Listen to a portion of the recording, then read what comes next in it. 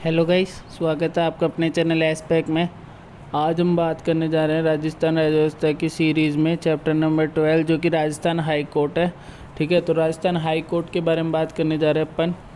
ठीक है, Rajasthan high court में अनुच्छेद 214 के तहत क्या है, उच्च न्यायालय यानी हाई कोर्ट एक या दो से अधिक राज्य हेतु एक हाई कोर्ट का प्रावधान है आर्टिकल 214 में।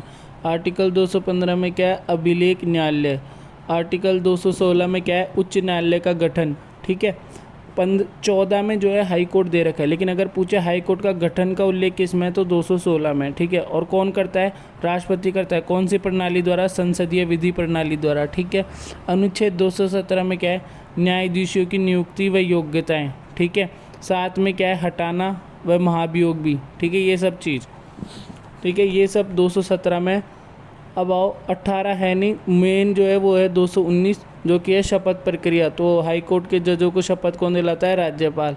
फिर 220 में सेवानिवृत्ति के बाद वकालत पर प्रतिबंध। अगर कोई रिटायर हो गया तो उसके बाद वकालत नहीं कर सकता है। ठीक है, अनुच्छेद 221 में क्या है, अनुच्छेद 221 में वेतन भत्ते एवं पेंशन है। ठीक है, वेतन भत्ते एवं पेंशन है। तो ये होता है राज्य की संचित निधि से जो वेतन भत्ते मिलते हैं, जबकि जो पेंशन होती है वो भारत की संचित निधि से मिलती है। ठीक है, अनुच्छेद 222 में क्या है, ट्रांसफ़र यानी स्थानांतरण है, राष्ट्रपति द्वारा किया जाता है 4 जज की सलाह पर। ठीक है, 223 और 224 क्या में क्या है, 223 आयु संबंधी तथा 224 में अतिरिक्त नियुक्ति है। अगर कोई अतिरिक्त नियुक्ति की जाती है वो राष्ट्रपति द्वारा की जाती है, ये दे रखा है। आर्टिकल 226 में क्या है, रिट अधिकारिता एवं आरंभिक अपीलीय क्षेत्र के बारे में उल्लेख है। अनुच्छेद 229 में क्या है, अपने कर्मचारियों के नेतृत्व में स्वतंत्रता प्रणाली, ये हाईकोर्ट के पास होती है। और अनुच्छेद 233 में क्या है, अधीनस्थ न्यायालय। अब आगे चलते हैं। अब आर्टिकल 124 में क्या है, पहले ये देख लीजिए, सुप्रीम कोर्ट की महाभियोग प्रक्रिया। ये प्रक्रिया मतलब आर्टिकल 124 में सुप्रीम कोर्ट के बारे में बता रखा है। ठीक है, ठीक है, ये प्रक्रिया ही राज्यों के हाई कोर्ट पर भी लागू होती है। आर्टिकल 124 में सुप्रीम कोर्ट है और जो सुप्रीम कोर्ट की महाभियोग प्रक्रिया है वही हाई कोर्ट पर भी लागू होती है। ठीक है ना। अब आ जाओ, न्यायाधीश जांच अधिनियम क्या है। न्यायाधीश जांच अधिनियम 1968 के तहत आया था। इसमें आर्टिकल 168 के तहत महाभियोग प्रक्रिया की जाँच की जाती है। अनुच्छेद 168 होता है महाभियोग प्रक्रिया की जाँच। ठीक है, अब आ जाओ, राजस्थान हाई कोर्ट की स्थापना। राजस्थान हाई कोर्ट की स्थापना हुई 29 अगस्त 1949 जयपुर में, जबकि 1958 में सत्यराव समिति की सिफारिशों से इसका मुख्यालय जोधपुर में स्थानांतरित किया। तो यहाँ से एक प्रश्न बन जाता है जिसमें भी पॉलिटी आती है राजस्थान में, ये प्रश्न जरूर बनता है कि राजस्थान हाई कोर्ट की स्थापना कब हुई और कहाँ हुई। ठीक है, या फिर ये बन जाता है कि इसके प्रथम मुख्य न्यायाधीश कौन थे, या वर्तमान में मुख्य न्यायाधीश कौन से हैं, वह कौन से नंबर के। ये प्रश्न जरूर बनते हैं, कितने पद स्वीकारते हैं और कितने जज हैं, ये वाला प्रश्न जरूर बनता है हाई कोर्ट से रिलेटेड। तो प्रथम मुख्य न्यायाधीश थे इसके कमलकांत वर्मा। ठीक है, सर्वाधिक कार्यकाल वाले जो न्यायाधीश रहे वो कैलाश वानचूर है 1951 से लेकर 58 तक। सबसे कम कार्यकाल था सतीश मित्तल का। ठीक है, वर्तमान में जो चीफ जस्टिस है वो पंकज मित्तल हैं जो कि 40वें नंबर के हैं। ठीक है, कुल संख्या कितनी है इनकी, हाई कोर्ट में 50 पद स्वीकृत हैं। वर्तमान में अगर संख्या देखें तो 35 है। ठीक है, 35 में से 3 महिला जज हैं। ठीक है, 35 में वर्तमान में 3 महिला जज हैं। राजस्थान हाई कोर्ट की खंडपीठ यानी ब्रांच पीठ जो है वो कहाँ पर है, वो जयपुर में। वो कब आई थी, 31 जनवरी 1977 को आई थी। ठीक है, भारत की एकीकृत न्यायिक व्यवस्था के पदानुक्रमिक सोपान में उच्च न्यायालय उच्चतम न्यायालय से नीचे है। देखो, सबसे ऊपर सुप्रीम कोर्ट है, उसके नीचे हाई कोर्ट है, लेकिन अगर राज्य के स्तर पर सर्वोच्च न्यायिक क्षेत्र कौन है, वो हाई कोर्ट है। ठीक है, अब आगे चलते हैं। भारत में हाई कोर्ट का गठन होने लग गया था, भारत में पहले हुआ था जब अंग्रेजों के टाइम पे 1862 में कलकत्ता, बम्बई एवं मद्रास में 3 हाई कोर्ट बने थे। ठीक है, वर्ष 1950 के बाद प्रांतीय उच्च न्यायालयों को ही राज्य के उच्च न्यायालय का नाम दे दिया गया। पहले रियासतें में प्रांत होती थी तो सबके अपने अपने हाई कोर्ट होते थे, तो अब उनको पहले प्रांतीय न्यायालय कहते थे, अब वो उच्च न्यायालय का नाम दे दिया गया। संविधान में प्रत्येक राज्य में एक उच्च न्यायालय की गठन की व्याख्या की गई है। ठीक है, परंतु 7वें संविधान संशोधन अधिनियम 1956 में सरकार को यह अधिकार दिया गया कि वह 2 या 2 से अधिक राज्यों व संघ राज्य क्षेत्र हेतु संयुक्त उच्च न्यायालय की स्थापना कर सकते हैं या की जा सकती है। गठन अनुच्छेद 216 में गठन है हाईकोर्ट का, उसमें यह है कि प्रत्येक उच्च न्यायालय मुख्य न्यायाधीश व ऐसे अन्य न्यायाधीशों से मिलकर बनेगा जिन्हें राष्ट्रपति समय समय पर नियुक्त करना आवश्यक समझे। अनुच्छेद 224 में यह प्रावधान भी किया गया है कि आवश्यकता पड़ने पर अतिरिक्त न्यायाधीशों तथा कार्यवाहक न्यायाधीश की नियुक्ति राष्ट्रपति द्वारा की जा सकती है। हाई कोर्ट में न्यायाधीशों की संख्या परिवर्तित करने हेतु राष्ट्रपति के विवेक पर छोड़ दिया गया, यानी अगर कोई संख्या बढ़ानी है घटानी है तो वो राष्ट्रपति के ऊपर डिपेंड करता है। अब आ जाइए नियुक्ति, अनुच्छेद 217 के तहत है राष्ट्रपति निम्न व्यक्तियों से परामर्श के बाद हाईकोर्ट के न्यायाधीशों की नियुक्ति करता है। तो भारत का पहले तो चीफ जस्टिस, एक तो वो होता है कमेटी में, एक होता है राज्य के राज्यपाल, ठीक है, और एक होते हैं हाईकोर्ट के चीफ जस्टिस। इन तीनों से मिलकर कोई जज की फिर नियुक्ति की जाती है, कमेटी बैठती है उसके बाद। 1993 में न्यायाधीशों के दूसरे मामले में इन नियुक्तियों में कार्यपालिका की भूमिका जो है वो शून्य कर दी गई, ठीक है। जो कार्यपालिका की भूमिका जो होती है उनको बिल्कुल कम कर दिया गया, ठीक है। अब आगे चलते हैं। इसके बाद सन 1998 में सुप्रीम कोर्ट द्वारा राष्ट्रपति के संदर्भ पर विचार करते हुए न्यायाधीशों की नियुक्ति व स्थानांतरण से संबंधित विस्तृत मार्गदर्शिका सिद्धांत निर्धारित किए गए। यानी 1998 में ये नियम आया कि राष्ट्रपति कोई जज को नियुक्त कर रहा है, ट्रांसफ़र कर रहा है, तो पूरी एक गाइडलाइन बनाएगी, उसके बाद वो कुछ कर सकता है, ठीक है। योग्यता अनुच्छेद 217 में उसमें है कि भाई भारत का नागरिक हो, न्यायिक कार्य में उसे 10 वर्ष का अनुभव हो, हाई कोर्ट या किसी अन्य न्यायालय में 10 वर्ष तक अधिवक्ता यानी एडवोकेट रह चुका हो। शपथ क्या है? उच्च न्यायालय के मुख्य न्यायाधीश अथवा न्यायाधीशों को राज्यपाल या उसके द्वारा अधिकृत किसी व्यक्ति द्वारा शपथ दिलाई जाती है। कार्यकाल क्या है?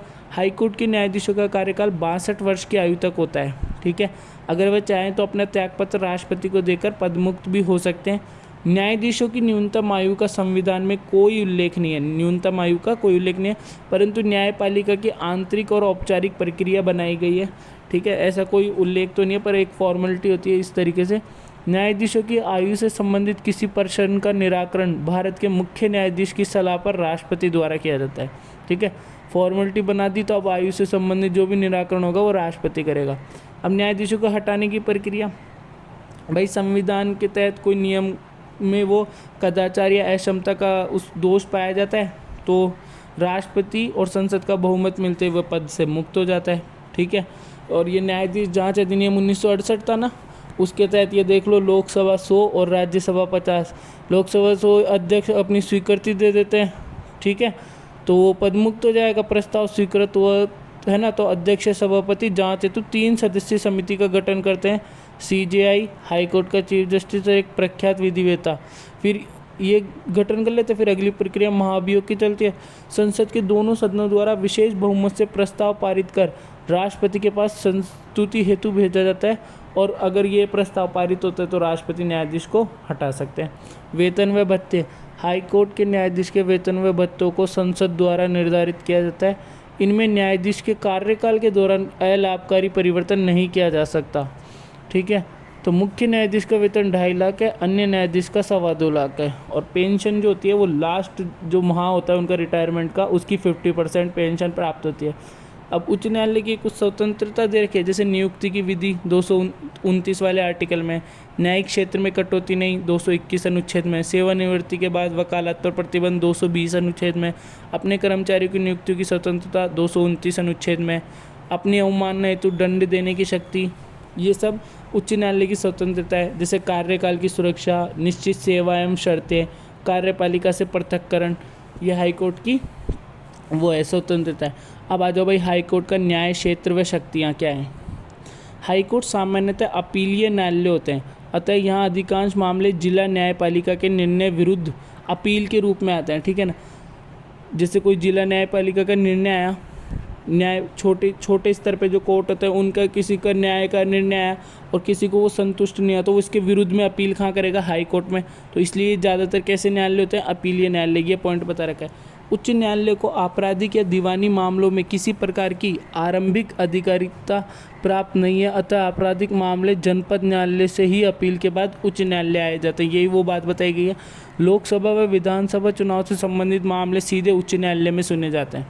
अब इसकी रिट क्षेत्राधिकार के बारे में बताया जा रहा है, अनुच्छेद 226, ये बहुत इंपॉर्टेंट है। रिट क्षेत्राधिकार मूल अधिकारों की रक्षा हेतु बंदी प्रत्यक्षीकरण, परमादेश, अधिकार प्रच्छा, प्रतिषेध और उत्प्रेषण नामक रिट जारी की जाती है, 5 प्रकार की, ठीक है।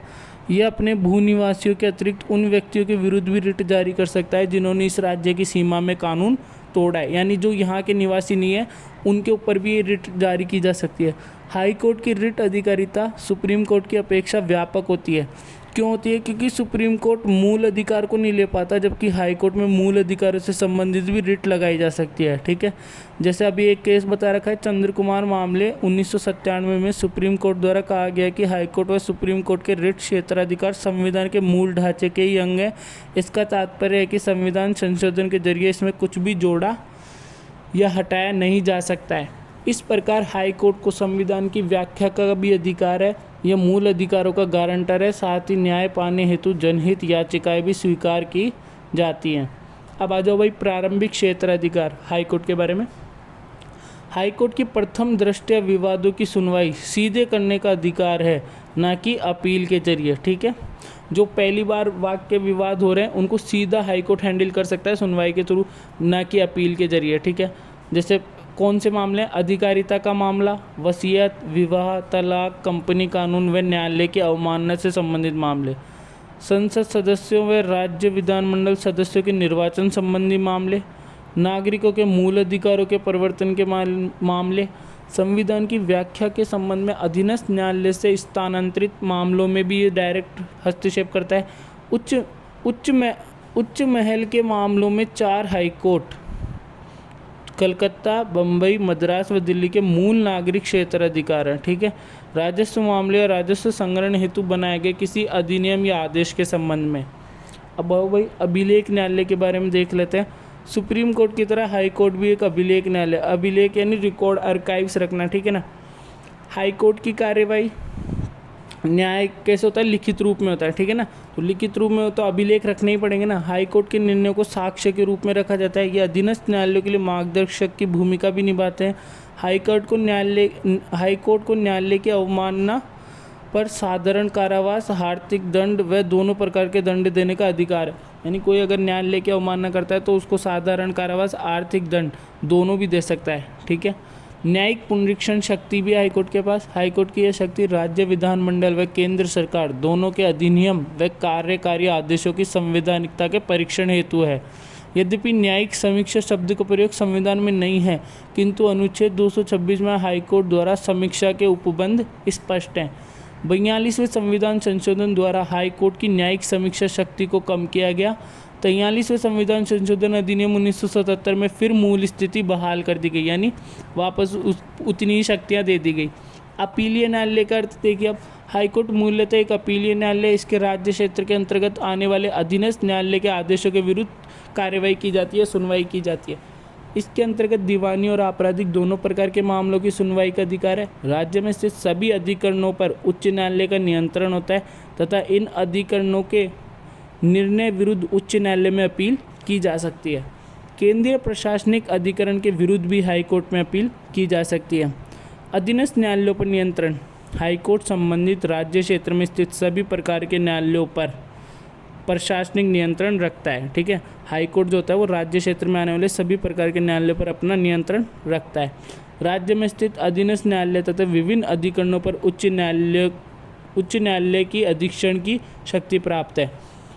अधीनस्थ न्यायालय के किसी भी न्यायाधीश के विरुद्ध हाईकोर्ट अनुशासनात्मक कार्रवाई कर सकता है। जनपद न्यायाधीशों को राज्यपाल के द्वारा अपने पद से तभी हटाया जाएगा जब हाईकोर्ट न्यायालय द्वारा इस हेतु अनुशंसा की जाए, ठीक है। जनपद न्यायाधीशों को अवकाश देने का भी अधिकार उच्च न्यायालय को ही है। हाईकोर्ट की अधीक्षण शक्ति सैन्य न्यायालयों पर लागू नहीं होती है। जो हाई कोर्ट है उसकी जो ये पावर है वो सैन्य कोर्ट्स पर लागू नहीं होती। अब कुछ इंपॉर्टेंट बात, जैसे केवल दिल्ली एक ऐसा केंद्र शासित प्रदेश है जिसका स्वयं का हाई कोर्ट है। लक्षद्वीप है जो कि केरल हाई कोर्ट के अंडर में आता है। असम, नागालैंड, मिजोरम, अरुणाचल प्रदेश का एक ही हाई कोर्ट है, गुवाहाटी हाई कोर्ट। महाराष्ट्र, गोवा, दादर नगर दमन दीव का मुंबई हाई कोर्ट लगता है। पश्चिम बंगाल, अंडमान निकोबार का कोलकाता हाई कोर्ट। तमिलनाडु, पांडिचेरी का चेन्नई हाई कोर्ट। पंजाब, हरियाणा, चंडीगढ़ का चंडीगढ़ हाई कोर्ट। श्रीनगर, जम्मू कश्मीर और लेह लद्दाख का Jammu and Kashmir high court. पर लेह लद्दाख का अब शायद लेह लद्दाख का भी नया बन गया है, ठीक है। अनुच्छेद 32 जो कि सुप्रीम कोर्ट की रिट जारी करने की शक्ति है, और अनुच्छेद 226 जो कि हाई कोर्ट की रिट जारी करने की शक्ति है, ठीक है ना। तो ये हाई कोर्ट वाली अधिक है, क्योंकि हाई कोर्ट मूल अधिकार व अन्य कानूनी मामलों में रिट जारी कर सकता है, जबकि सुप्रीम कोर्ट नहीं कर सकता। तो यहाँ से एक मस्त प्रश्न बनता है कि किसकी रिट जारी करने की शक्ति अधिक है, ठीक है। उच्च न्यायालय के क्षेत्र अधिकार में वृद्धि संसद द्वारा की जाती है। न्यायिक पुनरावलोकन ये शब्द है, इसका अर्थ क्या होता है? किसी विधायी या कार्यपालक अधिनियम जो संविधान के प्रावधानों के अनुरूप न हो को अस्वीकार करने की न्यायालय की शक्ति ही न्यायिक पुनरावलोकन कहलाती है।